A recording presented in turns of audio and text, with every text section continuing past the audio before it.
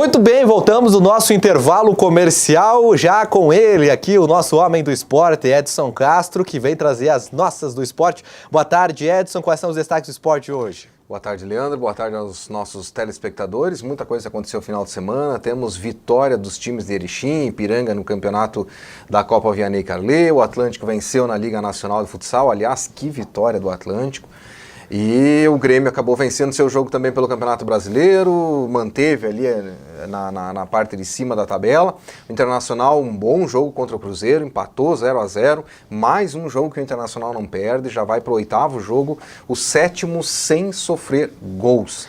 Bacana a campanha também do Internacional no Campeonato Brasileiro. Vamos começar falando pelo Grêmio, como é que foi essa partida aí? O Grêmio venceu no sábado, abriu inclusive a rodada lá no sábado à tarde, o Grêmio acabou goleando a equipe do Botafogo 4-0, uma belíssima apresentação do time de Renato Portaluppi. E aliás, né, para quem ainda não tinha aquela confiança plena aí no Jael, o Jael fez 2 gols, foi o destaque da partida, um resultado importantíssimo para o Grêmio precisa buscar resultados, tem rodada nesse meio de semana também, precisa buscar resultados, porque daqui um pouco vai começar lá no dia 18 de setembro, vai começar a disputa novamente da Taça Libertadores da América.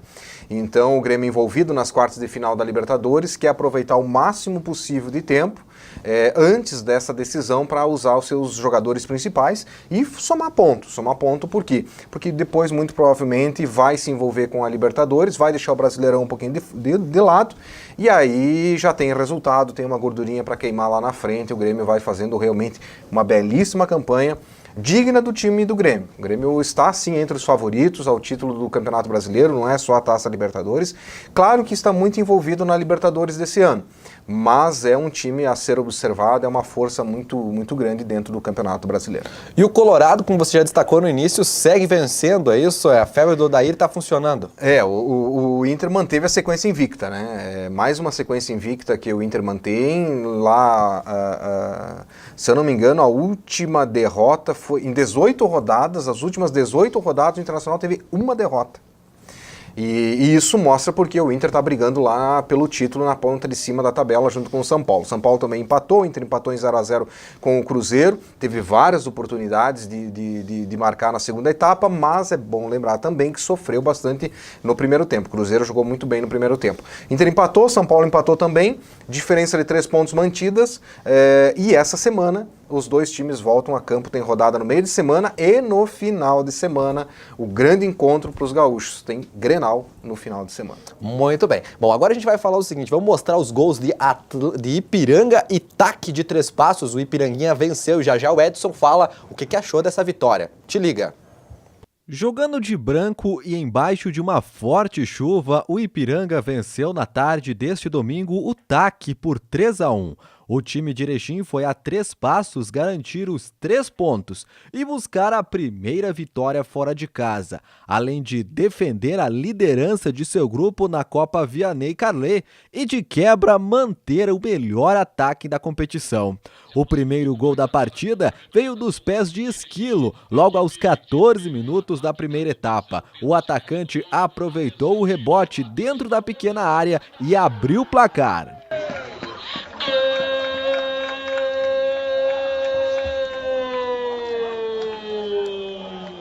Já o segundo gol do Canarinho veio de uma cobrança de escanteio. Após um levantamento na área, o goleiro do Taque deu um novo rebote. E desta vez, o zagueiro Simon estava lá para empurrar a bola para o fundo da rede.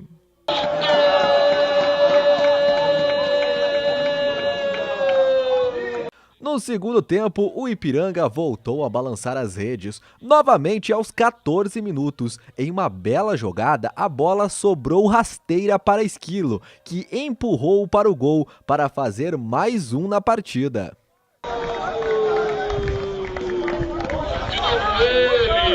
Esquilo, camisa de número 16. O Taque ainda conseguiu diminuir o placar com Pedro.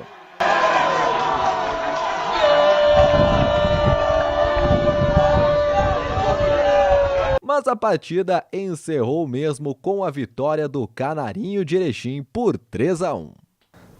Muito bem, voltamos. E daí o seguinte, Edson, foi uma chuva lá em Três Passos, um gramado que não colaborou, mas o Ipiranga conseguiu vencer o TAC. Choveu tudo lá, né? Choveu água, choveu gols, né? Mas é um campo realmente com condições muito precárias de prática de futebol. É um CT, um centro de treinamento lá que tem em Três Passos. O Três Passos recebeu a equipe do Ipiranga. O Três Passos ele surgiu nas primeiras rodadas como uma possível força dentro desse grupo.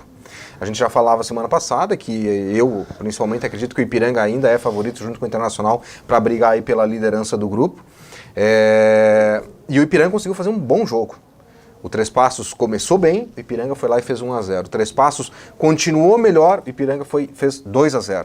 E ressaltando que o Ipiranga teve 2 expulsões, uma no final do primeiro tempo, uma na metade do segundo tempo, e mesmo assim, mesmo quando teve o jogador expulso no primeiro tempo, conseguiu fazer o segundo gol, e na segunda etapa já estava 3-0, acabou tendo o jogador expulso, o Fábio foi expulso no segundo tempo, e o Três Passos apenas conseguiu descontar. Foi um bom jogo para o Ipiranga, independente das condições do gramado, o Ipiranga que volta a jogar nessa semana novamente pela Copa Vianney Carlet. Começa a brigar pela liderança novamente, o Ipiranga estava lá em terceiro lugar quando começou essa rodada, vai para a vice-liderança e começa a brigar novamente pela liderança com o Internacional.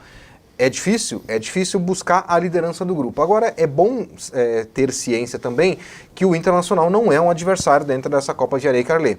Por quê? Porque o Internacional não briga por vaga na Série D do Campeonato Brasileiro, coisa que o Ipiranga também não vai brigar, porque já está na Série C, e muito menos o Internacional briga por vaga na Copa do Brasil, porque já tem garantido lá pelo seu time A. Então, mas é bom para o Ipiranga ter um parâmetro de força do que vai encontrar nas próximas fases. O Ipiranga começa muito bem essa competição, inclusive tem o melhor ataque da competição até agora. Muito bem. O TAC lá de Três Passos, o pai da nossa repórter Caliandra, já foi capitão do TAC, é isso? Jogador do TAC, quando tinha 19 anos. Como é que é o nome do teu pai, Caliandra? Um abraço pro senhor, seu José. Foi capitão lá, o jogador do TAC. Tá aí, ó. Tá aí porque que a Caliandra... Tá aí porque a Caliandra gosta de futebol. E o primo dela foi capitão ontem lá no jogo. Não fez família. É tudo família. Vai passando de geração em geração lá. Bom, vamos seguindo com o esporte e falar do Atlântico. O Atlântico venceu o Marreco pela Liga Nacional e os gols a gente mostra pra você a partir de agora. Te liga. O Atlântico venceu na noite deste sábado o Marreco pela primeira fase da Liga Nacional de Futsal. Em um jogo que começou às 20 horas e só terminou depois das 23, o Galo fez 3-2 de virada e manteve ao menos a terceira posição, a 3 rodadas do fim da primeira parte da competição. A partida, que aconteceu em Francisco Beltrão, no Paraná, foi marcada por períodos de paralisação. Primeiro, devido ao impasse entre a Federação Paranaense de Futsal e a arbitragem, e depois por vários momentos para secar a quadra, em função de goteiras provenientes das fortes chuvas que atingiram a cidade. O Marreco abriu o placar logo aos 16 minutos do primeiro tempo, através de Fabiano. Gé, na segunda etapa, aos 9 minutos, chegou ao empate.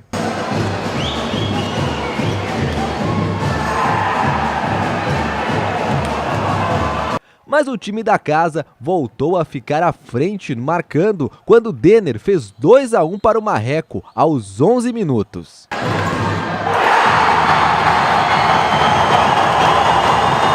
Os minutos finais foram decisivos para o Atlântico. Aos 16, Keké empatou o jogo outra vez, 2-2. E restando apenas 3 minutos para a final, Alan aproveitou o erro de marcação paranaense e garantiu a vitória para o time de Erechim. Atlântico 3, Marreco Futsal 2, placar de virada para ser comemorado muito. Tá aí, Castro, uma bela vitória do Atlântico, importante sobre o Marreco na Liga Nacional, né? Exatamente. O jogo começou bastante atrasado lá, porque teve um impasse lá entre Federação Paranaense, arbitragem. A chuva também incomodou. Aí depois veio a chuva, lá choveu muito naquela região, teve granizo, muitas goteiras na quadra ao longo do jogo. O jogo começou às 8 horas da noite, terminou mais de 11 horas, era quase 11h20 quando terminou essa partida no Paraná. O Atlântico começou perdendo, teve dificuldades contra o Marreco, vale ressaltar que o Atlântico esteve bastante desfalcado, muitos jogadores não conseguiram atuar nessa partida, vários jogadores da base também integrando aí o time que foi ao Paraná, mas conquistou uma vitória importantíssima. Por quê? Porque a vitória mantém o Atlântico na terceira colocação, o Joinville é o vice-líder, mas ele agora está empatado em jogos com a CBF, que é líder, com o Joinville e também agora o Atlântico, enfim, todos têm 15 jogos. E com o próprio Pato, que vem logo atrás, aí na quarta colocação, ainda com condições de brigar por algo maior dentro dessa primeira fase. Mas deu ao Atlântico a condição de, por si só, brigar até mesmo pela liderança dessa fase. E a situação, ela fica muito boa, por quê? Porque amanhã tem jogo em casa com o Blumenau, se o Atlântico ganhar do Blumenau, as últimas 2 partidas, é claro que ele vai enfrentar a CBF no confronto direto pela liderança fora de casa, mas o Atlântico, de qualquer maneira, a vitória no Paraná garantiu a ele o poder de depender de si só para estar entre os 4 primeiros colocados da primeira fase, que garante uma certa vantagem lá nas outras fases da Liga Nacional. E além disso, poder brigar aí, pelo menos pela vice-liderança, mas eu acho que o Atlântico ainda busca aí uma colocação muito boa nessa primeira fase da Liga Nacional. Fechou o esporte então para a segunda? Fechou o esporte, amanhã tem mais.